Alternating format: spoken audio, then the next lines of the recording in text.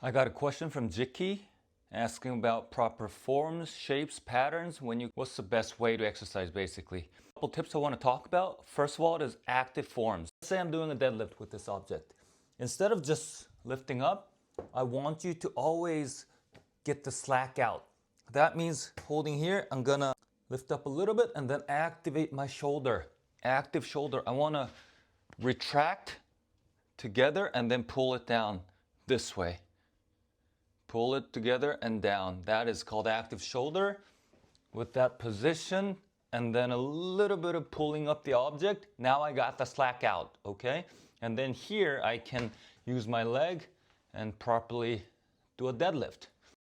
It's very easy to use your arms because you have a little bit of bent arm still, and then it's easy to just lift up with your arms a little bit. Activate the shoulder, relax your shoulder, arm, get the slack out a little bit, and then push off the ground with your legs.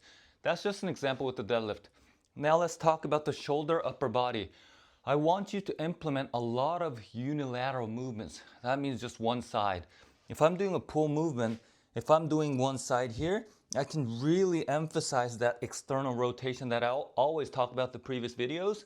Activate and then external rotation. Now I can, let's say I'm doing a one-arm row, right? Because when you have a bad shoulder one side, which is a lot of times combining with the internal rotated shoulder, it have a proper active shoulder on both sides. And that causes a rotation to one side when you do the actual lift with your arms.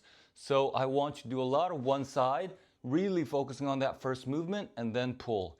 Doing that over and over, the motor pattern, putting in that input in your brain is very important for you to do the daily livings, and then the active shoulder will just come in automatically because you've been doing it thousands, millions of times. And that's the whole point. It's not about the hypertrophy, it's about the quality of life that we're chasing after.